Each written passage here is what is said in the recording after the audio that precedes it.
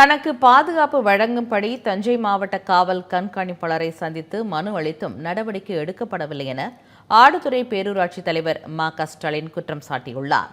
இது தொடர்பாக தமிழ் ஜனம் செய்தி தொலைக்காட்சிக்கு அவர் அளித்த பேட்டியை பார்க்கலாம்.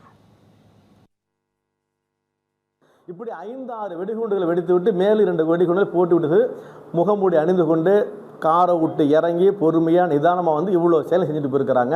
இதுக்கு காவல்துறையினுடைய அலட்சிய போக்கு எனக்கு பல ஆண்டுகளாக எனக்கும் என் குடும்பத்திற்கும் பல விதமான உயிர் ஆபத்து உள்ளது என்றெல்லாம் பல முறை தஞ்சை மாவட்ட காவல் கண்காணிப்பாளர்களிடம் மனு கொடுத்திருக்கின்றோம். பல ஆண்டுகளாக இருந்து எவ்வித நடவடிக்கையும் இல்லை. என்னுடைய தம்பி சென்னை உயர்நீதிமன்ற வழக்கறிஞர் மா.க. ராஜா அவர்கள் படுகொலைக்கு பிறகு 2018ஆம் ஆண்டிலிருந்து எனக்கு வீட்டிற்கு ஆயுதம் தாங்கிய போலீஸ் பாதுகாப்பு கொடுத்திருந்தார்கள்.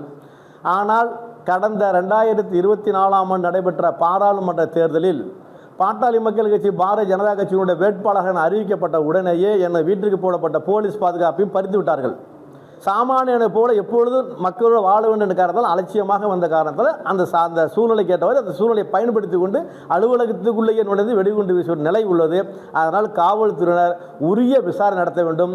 வந்திருக்கின்ற கூலிப்படையினர் யார், அவர்களுக்கு பின்னாடி இருந்து இயக்குவது யார், பொருளாதார ரீதியாக சப்போர்ட் செய்வர் யார், இதெல்லாம் கண்டறிந்து உரிய நடவடிக்கை எடுக்க வேண்டும். இதற்கெல்லாம் காரணம் காவல்துறையினுடைய அலட்சிய போக்குதான்.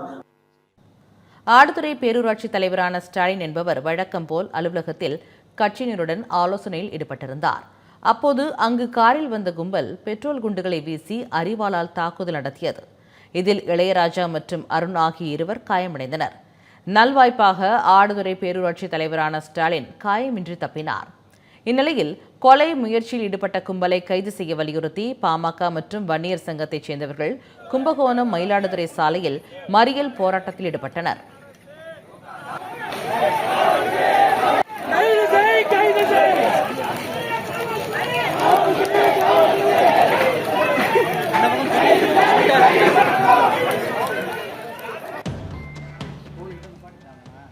இச்சம்பவம் குறித்து வழக்கு பதிந்துள்ள போலீசார் இருவரை கைது செய்து விசாரித்து வருகின்றனர்.